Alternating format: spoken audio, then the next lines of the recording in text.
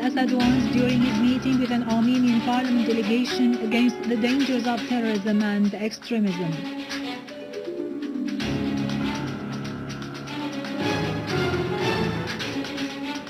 Al-Ja'fari stresses that the support of Turkish army for terrorist groups in Kasab represents a dangerous escalation.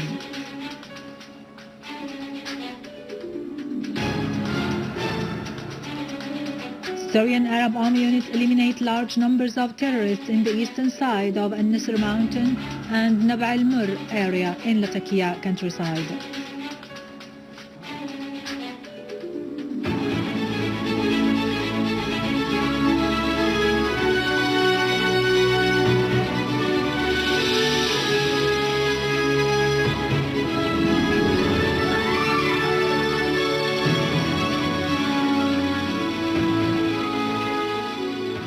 Good afternoon, ladies and gentlemen. I'm Iraqi Krikorian from the News Center in Damascus.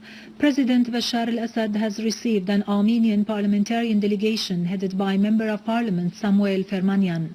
The members of the delegation conveyed to President al-Assad a verbal message from the President of the Republic of Armenia, Serge Sarkisyan, in which he expressed on his behalf and on behalf of the Armenian people his condemnation of the terrorist attacks on the city of Kasab, supported by Turkey. The delegation thanked the Syrian state for its efforts to protect all its citizens. President al-Assad voiced his appreciation of President Sarkisyan's objective stand in support of Syria's stability, warning against the danger of terrorism and extremist thought backed by the West and some countries in the region. President al-Assad cautioned that this extremist ideology poses a threat of fragmenting the region that has been historically characterized by cultural and social diversity. He stressed the parliamentarians' role in highlighting such dangers at international forums and unifying efforts to confront them. On their part, the members of the Armenian delegation voiced full support for the Syrian state in its efforts to restore stability and security to Syria and ensure the return of the displaced to their homes in Kasab and other areas. They expressed confidence that Syria will remain an example of coexistence and national unity among all its citizens. During their meeting with People's Assembly Speaker Muhammad Jihad al-Laham, the Armenian governmental delegation strongly denounced the Turkish military aggressions in Kasab, north of Latakia Governorate, which forced the people there out of their homes. The members of parliament at the Armenian parliament called on their government to take the necessary steps, urging the Armenian communities in the countries of expatriation to unify efforts to defend the Syrian Armenians. They said Armenians across the world have been stunned by the events in Kasab. Within the same context, Prime Minister Wael al-Halaqi received the Armenian parliamentary delegation. Talks centered on the Turkish involvement in the deportation of the Armenian citizens from Kasab during the terrorist attack launched on the town, which brings back to mind the annihilation and deportation operations committed by the Ottomans against them about a century ago. Stress was also laid on the need to convey the facts about the terrorism facing Syria.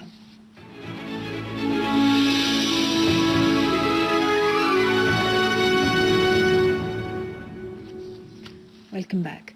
Syria's permanent representative to the UN, Dr. Bashar al-Ja'fari, has said the Turkish army has been covering the terrorist operations of the armed groups in Kasab in Latakia countryside, and the Israeli occupation authorities have been offering them support in the disengagement zone. The alliance and collusion among Israel, Turkey, Qatar and Saudi Arabia has been confirmed, and the coordination maintained between Turkey and the Zionist entity in the aggression launched on northern Syria and the occupied Syrian Golan, as it is clear how the Turkish army has been covering the terrorist operations of the armed groups in Kasab province in Latakia countryside. This has been stressed by Syria's permanent representative to the UN, Dr. Bashar Ja'fari, at the conclusion of a closed session of consultations to discuss the UN Secretary General Ban Ki-moon's report on the UN disengagement force in the Golan following a meeting between the two officials. Ja'fari said such Turkish participation in the armed operations was carried out for the first time and publicly by the Turkish army, thus representing a dangerous escalation and a violation of the sovereignty of a UN member state. Ja'fari referred to Israel's recurrent violations of Syrian sovereignty and its openly declared support for the armed terrorist groups. I would like to draw your kind attention to the fact that the Israelis violated the disengagement agreement of 1974 3 times only this month. On the 5th, on the 11th, and on the 18th. Then, on the 5th actually, on the 11th, the 11 Israeli soldiers crossed for the first time the separation line and penetrated the other side of the Syrian territory. That was mentioned in the Secretary General report. Besides that, the SG report states that the UNDF forces have had noticed the appalling crime perpetrated by the terrorist groups operating in the separation line under the direct Israeli protection when they beheaded 5 Syrian soldiers who were positioned next to the separation line. That was mentioned in the report of the SG himself. Besides that, we all know that the Israeli also military fighter jets violated our airspace and shelled one of our positions. All these informations are included in the SG report. In reply to a question, Ja'fari expressed concern over possible attacks that may be carried out by the armed terrorist groups on the convoys transporting chemical weapons to Latakia and the risk of a new terrorist attack to be perpetrated with chemical weapons. Units of the Syrian Arab Army chased terrorists in the northern countryside of Latakia, killing and wounding dozens of them. The Syrian Arab Army targeted terrorist gatherings in the eastern front of Al-Nisr mountain and the surroundings of Nab al-Mir area, eliminating scores. A military source said that Syrian Arab Army units also targeted terrorist dens in the areas of Al-Ablaq, Al-Qantara and Jabal al-Kuz. In Homs, Syrian Arab Army unit found a tunnel dug by terrorists and used for their movement and transferring weapons between the neighborhoods of the old city in Homs. The tunnel extends from Al-Qarabis neighborhood to Al-Corniche street, the officers' club and the post office full of digging tools, mounts filled with sands and mines. Meanwhile, al-Ekhbariya photographer Nibal Ibrahim was wounded in his foot by terrorists when he was preparing a report about the tunnel. Specialized authorities confiscated 8 stolen relics dating back to the 1st and 2nd centuries AD. The terrorists had stolen these artifacts from different historical sites and kept them hidden inside their dens in Al-Basatin area in Homs countryside in order to smuggle them outside the country.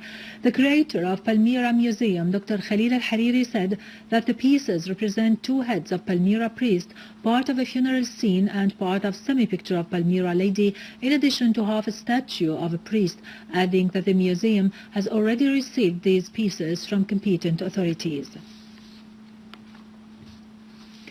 Russian Deputy Foreign Minister Mikhail Bogdanov has said Russia's stand regarding the crisis in Syria is based on respect for international law, the UN Charter and UN Security Council's resolutions. He voiced his country's hope that the talks among the various Syrian sides would be resumed and cooperation maintained with the UN and Washington for the Convention of Geneva III.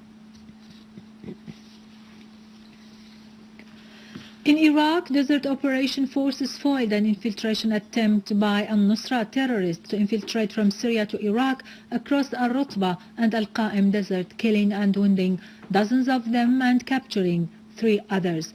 Clashes between Iraqi troops and terrorists who tried to occupy al-Naba area north of Baghdad resulted in the killing of 17 terrorists and destruction of 6 vehicles. Other clashes also killed 14 terrorists in al-Baj area, including a Daesh leader. In response, terrorists blew up several houses in al-Ramadi city and turned them into military barracks for terrorists coming from Saudi Arabia, Qatar, Libya, and Tunisia.